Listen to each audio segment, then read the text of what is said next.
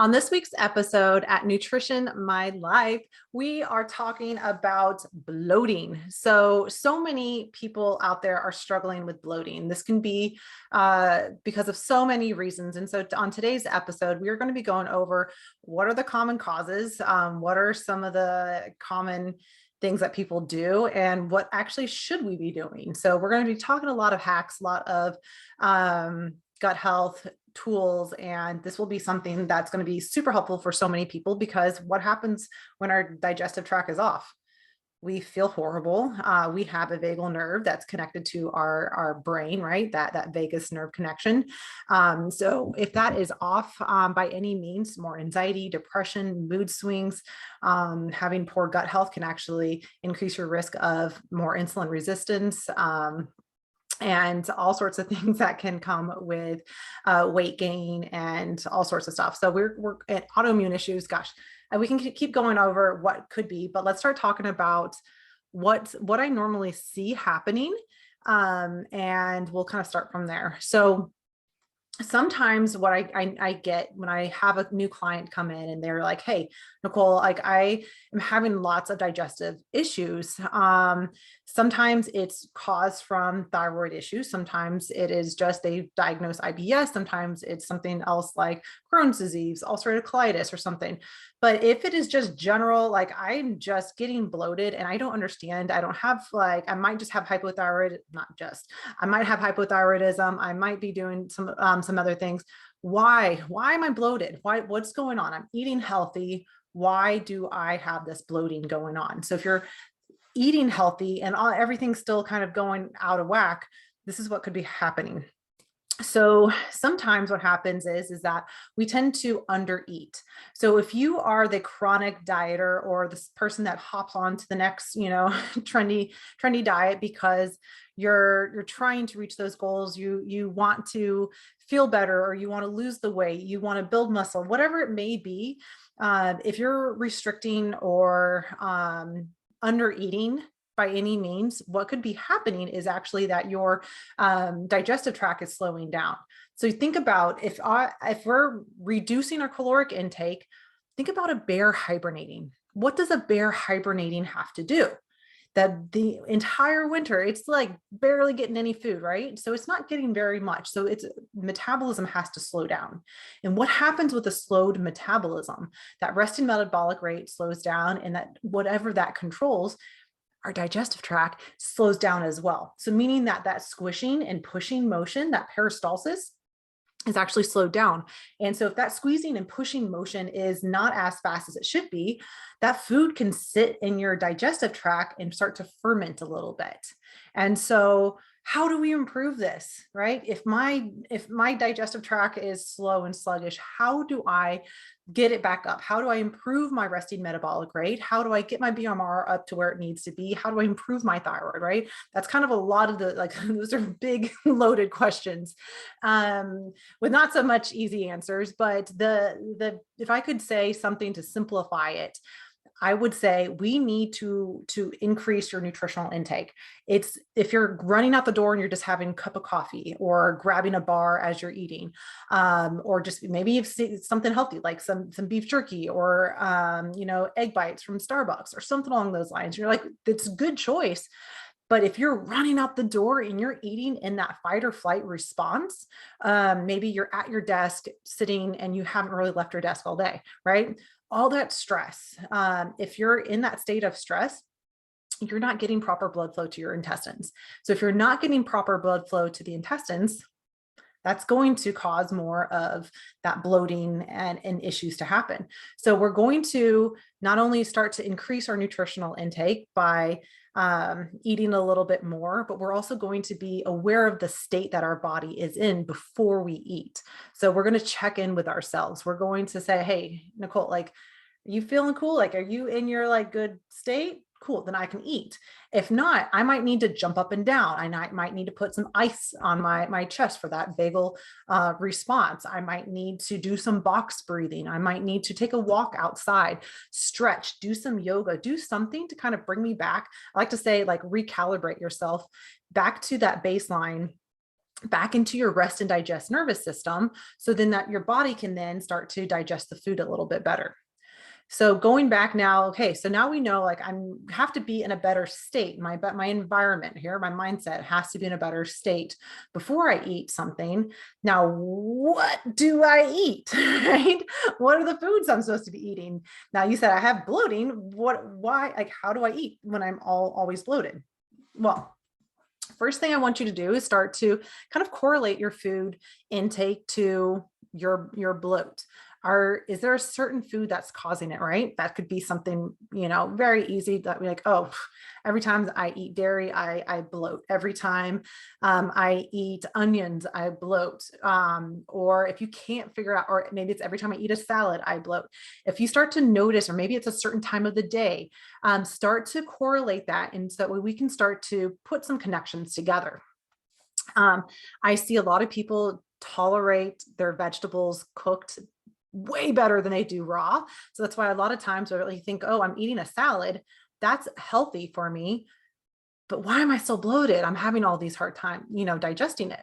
Well, if the vegetables in its raw form, it has a lot of fiber, right? So it's going to be a lot harder to digest it if your gut microbiome, your environment within your digestive tract isn't where it needs to be either. And see how I keep saying environment? It's a big deal. We have a symbiotic relationship with those healthy bacteria in our gut, meaning that we feed those bacteria the fiber that they eat. They break down that fiber. Then they make something called short chain fatty acids that fuels the gut wall to help out with the repair of the gut wall. And that's how it helps out. We feed it their food. And then in return, they help break down some of the food and repair our gut wall for us. So we need that gut wall to be repaired all the time, all the time, right? Have you ever been stressed? Have you ever eaten something that you didn't agree with you? Have you ever been on antibiotics? Have you been on birth control, right? There's a lot of things that are going to disrupt our microbiome. And so, or just even undereating, right? Undereating, y'all, undereating is going to be one of the worst things we can do for our health, because undereating, not only is it going to slow down that digestive tract, but it's also going to not provide the adequate amount of tools for those microbiome, the healthy bacteria, to do their job. And so if they start to go away, you still have bacteria in there. It's just the bad guys take over, right? So we want to crowd out the good with the bad, crowd out the bad with the good. Wow. Don't do that. We want to crowd out the bad with the good. And the way we do that is by increasing our water intake. We're going to also add more fiber-rich foods into our diet, right? Whole grains, nuts, seeds, fruit, veggies. We're going to do all those. And if you can't tolerate some of those in its full form, maybe we do the ground flaxseed, maybe we do almond butter or a nut butter, seed butter instead of the actual seed itself. Or you pulverize it into a powder in your coffee maker, or in your, not your coffee maker, your coffee grinder or your blender. That can be an easy way to get some of these in. So we want to include some of these foods into it because they're going to help out with just repopulation of that healthy microbiome, that healthy bacteria there. We can try to include fermented food like your kimchi, your sauerkraut, your yogurt, miso. There's so much out there, right? Tempeh is a fermented type of soy product, right? We want to do more of the live bacteria foods, because we need, as adults, we have at least we should have about 5 pounds. 5 pounds. That's a totally pun intended, that's a shit ton, right? That is a crap load of bacteria in our digestive tract. So we have to think about it. If we're chronically undereating, restricting ourselves, we don't we're not allowing those healthy bacteria to do their job. And we understand now that a low microbiome of that healthy bacteria can increase our depression. It can increase our risk of having health issues like autoimmune diseases become even worse, right? There's so many things that can stem from an unhealthy gut, blood sugar dysregulation, hormones and unbalance. The list kind of keeps going on and on. And so we really, really do. I think it was like anyone else say it for me? Hippocrates, whatever. Y'all know who I'm trying to talk about. I don't know why I'm stumbling over that. And I've said before that I have, I had a speech impediment when I was younger. So there are certain words that I just doesn't come out of this mouth. As much as words come out of this mouth, there's some I still stumble with. But that's something that he said, I believe, right, is that all disease starts in the gut. And if we can start to treat and like kind of focus on our gut health, we can then start having better improvements all over the place. And part of how we're going to improve that gut health is through stress reduction, sleeping better. Oh gosh, that's huge. Sleeping better. And really cool thing, we can kind of hit two birds with one stone here. So lots of food contain melatonin naturally, right? So like cherries and walnuts, I believe bananas even have a small amount in them. There's a lot of foods that actually contain some melatonin. And the cool thing about melatonin containing foods is what it helps cool melatonin's role is to cool the body off at night. So that way you can then go into sleep. That's the major role of it. It's not going to be like it raises or you take your melatonin and you like, oh, it knocks you out. It does it by cooling the body off. And so one thing that we can start to do is eat like foods that are rich in melatonin at night to help us sleep better, which will then help our bodies be in a better environment, right? Less of that fight or flight response, more in that rest and digest nervous system. But it's also going to give our body that chance, if we get into that deep sleep, to get rid of any waste and to just kind of reset everything. So that way we have a better chance throughout the day to digest our food properly. But if we have those melatonin containing foods, y'all, this is the really cool part, is that melatonin, there's a large amount of melatonin in the digestive tract. So yes, it's made in the pineal gland in our brain. However, majority of it actually is in our digestive tract. Now, the parts in our digestive tract of that melatonin actually don't affect our sleep. They actually help with repopulating that microbiome. So cool. So cool. I love food. So again, including like we do like a lot of frozen cherries with walnuts, some chocolate chips at night for dessert. It's a sweet little like treat, and it is super helpful for us to help sleep and just help out with inflammation, all things that are helpful. So going back into that bloat. So we talked about how checking in with the proper environment, right? Making sure that you're not rushing out the door, shoving food into your mouth. We talked about the importance of increasing our nutritional intake. But what happens sometimes when we're under eating, not only does that slow digestion start to happen, that pushing motion of our intestines, but what can also happen is the loss of our digestive enzymes. So when I mean loss of digestive enzymes, it doesn't mean that you'll never get them back. It just means that their pancreas isn't stimulated because of, is it inflammation of the digestive wall? Is it because of the lack of being stimulated from the lack of nutrition, right? There's also other sorts of pancreatic insufficiencies that could cause this, but we're specifically talking about undereating and how that can cause the bloating. And that undereating, so if you don't have those digestive enzymes, what those digestive enzymes are, they're catalysts for your body to actually absorb that nutrition. So you could be eating the nutrition and your body actually not utilizing it and it not going to work for you because of a lack of digestive enzymes. So some people do well with incorporating pancreatic enzymes into their day. And sometimes it's like some people who love papaya will actually just include some actual papaya fruit with their meals to help out. Some people will need to take some papaya enzymes. Their papaya enzymes are very similar to the ones that our pancreas makes. So we have like amylase, lipase, protease as our main three macronutrient digestive enzymes. And so when we're taking these digestive enzymes as a supplement, they need to be taken with the first bite of food. And please, please, please never start a supplement, especially something like this, without speaking to a dietitian, your doctor, nurse practitioner, someone else, a health professional that can actually help dose it properly for you, because it is dosed based on the fat intake that you are currently eating. So that is something to kind of take note of. So it could be a lack of digestive enzymes, right? It could be a slow digestive tract. It could be that you're rushing out the door.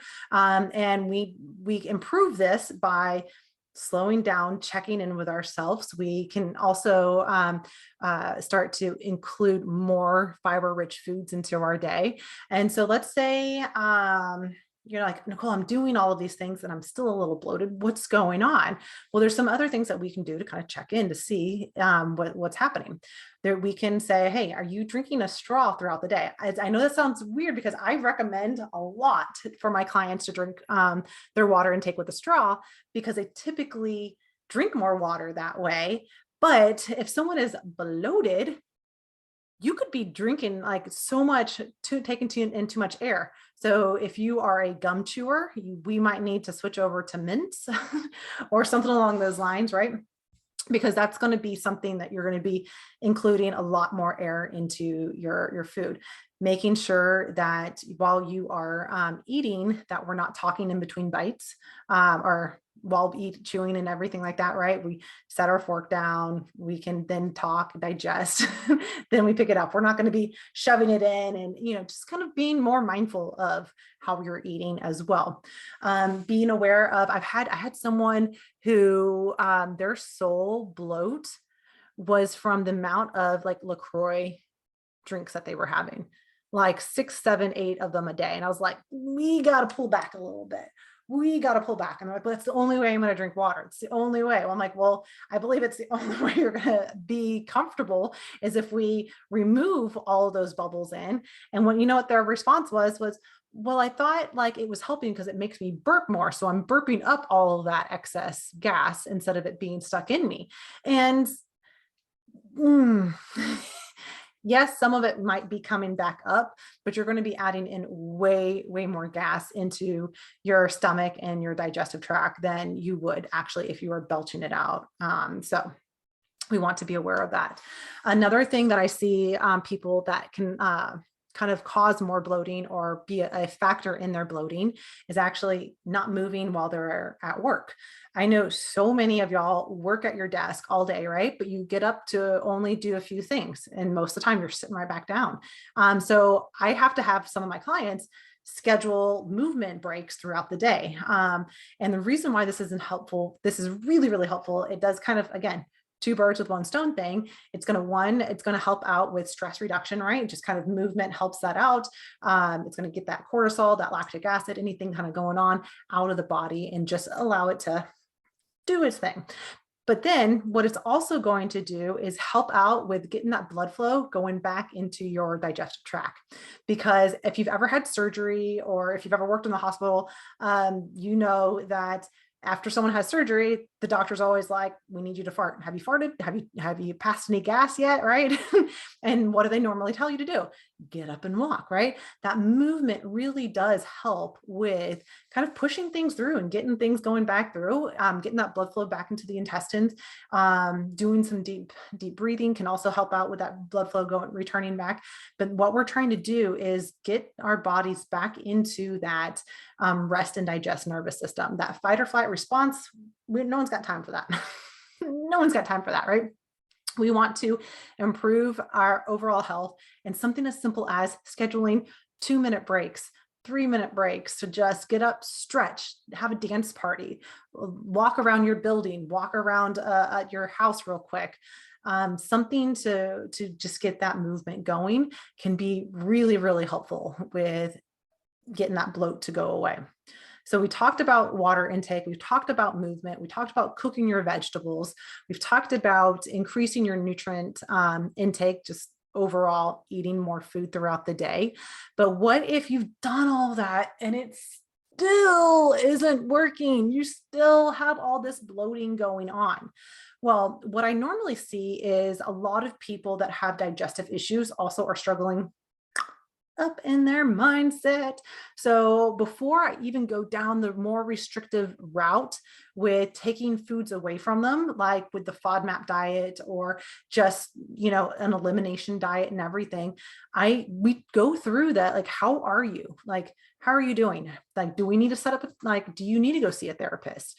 If you haven't, if you do see a therapist, when was the last time you saw one, right? Just finding ways and letting the person and you just start to correlate that my mindset is going to cause so much issues with my overall body, that simply focus on stress reduction. I had someone recently that I was like, do you like to paint? What do you like to do? What are those fun things that brings you joy?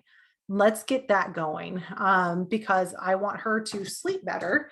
So that way, then her body can repair itself at night. And that way she can then start to see some of the results that she's wanting to see, because she was asked recently, are you pregnant? Right. And ooh, if you've ever been asked that and you're not pregnant, like, whew, that is so like defeating, right? And so that's something where that plays a big heavy role, and I guarantee she's thinking about that all the time, nonstop. It's just kind of playing in her head. And so sometimes that's going to be like, all of our external factors of someone else saying something to you, right? Y'all have heard me talk about how my soccer coach in college called us fat and messed with our minds and everything. You've heard how I've been called, a man because of I hold muscle, right? I'm stocky. I can be stocky if I allow myself to be. So I understand words can hurt and words can stick and replay in your head nonstop, especially if you have a history of disordered eating or an eating disorder. So how do I go through that? And so that way, the domino effect will start to help out with my digestive tract. Some of these things, like I said, it could be checking in to make sure, like, when was the last time you got outside? When was the last time you did something fun for yourself? And maybe we're not scrolling on TikTok right before bed, right? Maybe we are reading books more often. Maybe we're wearing blue light canceling glasses when we're working. Maybe we are, just think about like bringing it back to basics. Seriously, bring it back to basics. Like if you lived on a farm freaking 200 years ago, what would you be doing? What would you be eating? What, like, you would be outside more often, you getting your hands in the dirt, right? You'd be doing more things. You would build something and be like, I did that. Look what I did. That accomplishment feeling that increases your serotonin, your dopamine, and guess what that does? Reduces inflammation, allows your body to be in the right nervous system, allows the hormones to go into this. So yes, I've even told my clients or asked my clients, when was the last time you had an orgasm? You're like, what? A dietitian's talking about this? But think about it. Think about it.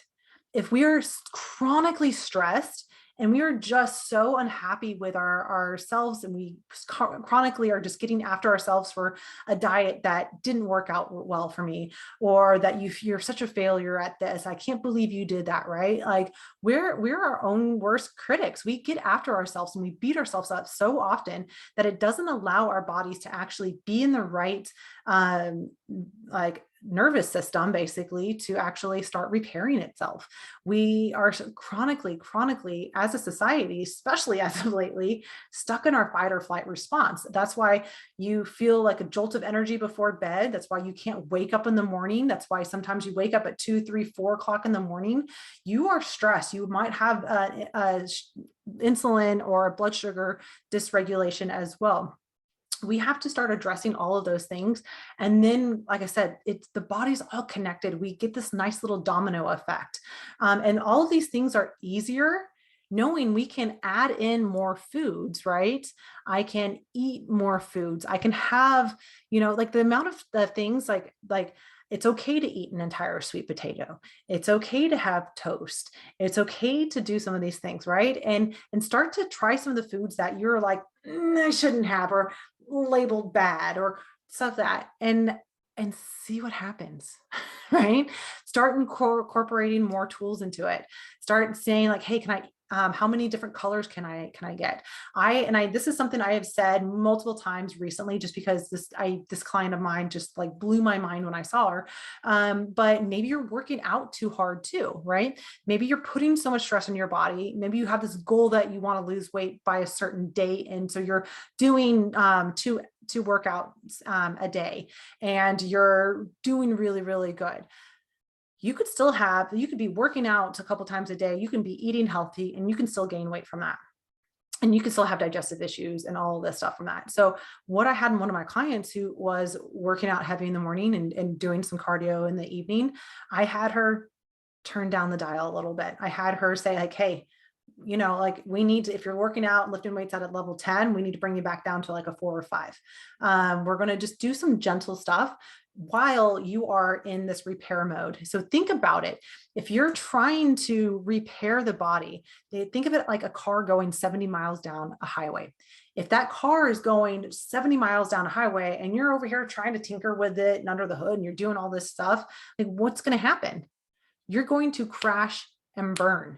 You are not going to be able to repair yourself. You're going to try over and over again and you're going to fail. Or we can slow the car down, chill out a little bit, do some yoga, do some stretching, some walking, learn how to give ourselves grace, learn how to say no to things. You don't need to be on the PTA and the, and be team mom and be soccer mom and do all of these hats that you're wearing right now. It's okay to say no. It's okay to take a break. When was the last time you scheduled a day of rest, right? It's okay to like, slow that car down to allow your body to start to repair itself. And when my client started doing this, she was including more of those fiber rich foods. And she was specifically including I had her on milled or ground flaxseed, and she was doing really good with her turmeric latte. So we were doing those for inflammation reduction. She was incorporating colors again for inflammation reduction.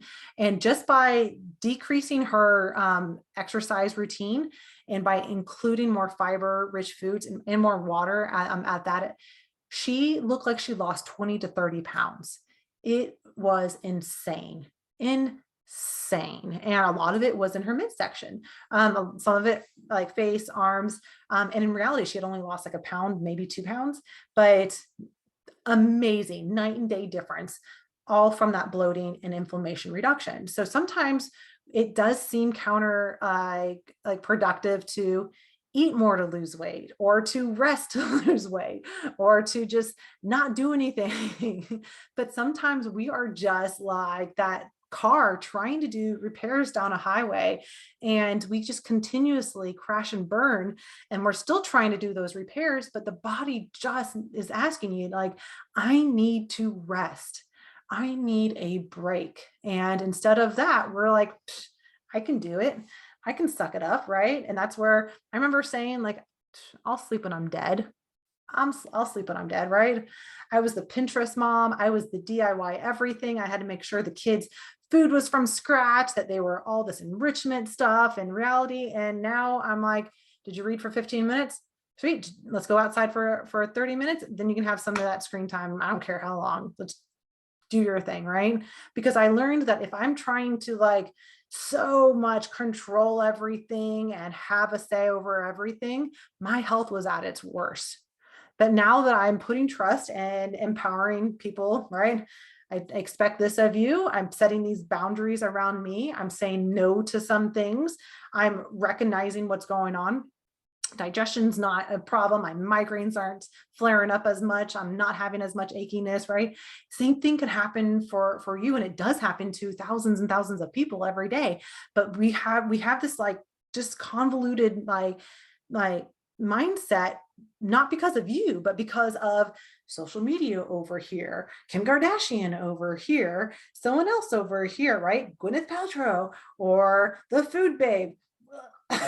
There's all these things that are like going on that you can't eat that. You should do this weight loss pill. You need a weight trainer. A waist trainer. You need this. you can't have this, right? So you're getting all of these mixed like messages just being shot at you, and no wonder you're confused. No wonder. And then you might even have a doctor that's telling you to do something, right? So and that's actually what sparked this conversation today is I saw a TikTok I saw a doctor on TikTok, and she seems like an amazing, amazing doctor. And she's probably freaking phenomenal, but she went into recommending the FODMAP diet for someone that's bloated. And so I did a video in response to that. And something I didn't put in there, but I should have, is that when we restrict even further, because that's normally, I guarantee if she would figure out those people's diet recall, they are more than likely going to they're gonna like undereat. They're not eating enough for them. And so then we tell them to like, hey, you can't have these foods. All of these have to be removed because they are going to cause you inflammation, or they're going to cause bloating, or they're going to cause all this stuff.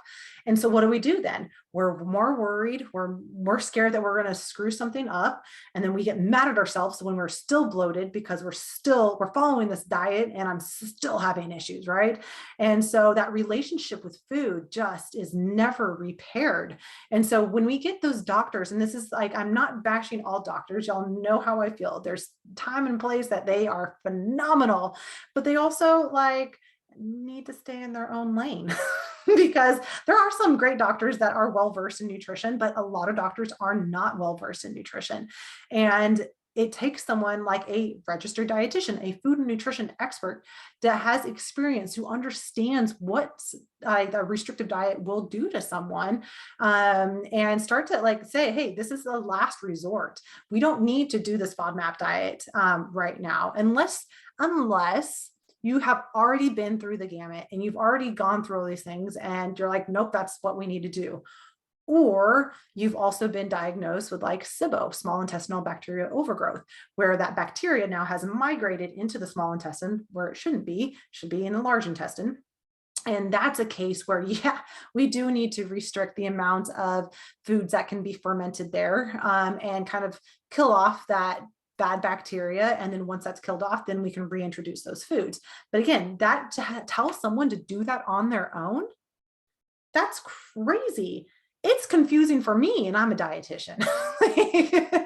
If it's confusing for me, and this is what I do for a living, how in the world are we expecting someone that is, an expert in a different field, right? Y'all are amazing. Maybe you're an awesome teacher. Maybe you are a physical therapist. Do something else, right? You have a different specialty. Maybe you are like the home maker, like queen. You love to like make all these amazing foods and stuff. And you're like, I can all my stuff. I don't know. I don't know. I mean, you just have your different skill set. And it's like, you can't expect me to like understand, like, how can I build a house? Like, I'm not an architecture. I don't know how to do that. I can't fly an airplane, even though my brother and my dad and so many people in my family were pilots, right? My brother's a current pilot. Like, just because they're a pilot, it's in my blood. I should know how to do this. I can recommend how to do that, right? And that's the kind of thing that I think is just like, just boils my blood a little bit. So please, and if you're listening to this, I'm not saying don't listen to your doctor, but what I may be saying is, can you ask your doctor, like, hey, like, can you refer me out to see a dietitian so I can understand this a little bit better? Speak up, be your own advocate, because dietitians, like we're awesome. We're awesome. So go, your doctor is more than likely going to find another dietitian near you to be able to refer you to, so that way you can understand what my body is needing, not just a general, here, hopefully this helps, like throw everything but the kitchen sink at them. So there's my soapbox about bloating and doctors and diets and all of that stuff. But in all seriousness, the number one things that I'm seeing is lack of water intake that causes bloating, lack of fiber intake, and that's usually because a lack of nutritional intake in general, and also lots of stress. So focus on those three first, and then, give it some time. give it some time. And then if it's not working, then we can try something else. But obviously, please speak to your registered dietitian. Please speak to your doctor before starting a new diet regimen. This is simply educational info, and I hope it was helpful for you. And if it was, let me know by liking this video, this podcast, sharing it. Let everyone know that, hey, there's easier ways to achieve your goals than just restricting even further. So until next week, I hope y'all have a fantastic, fantastic weekend. And I will see y'all next week for another episode at Nutrition's My Life.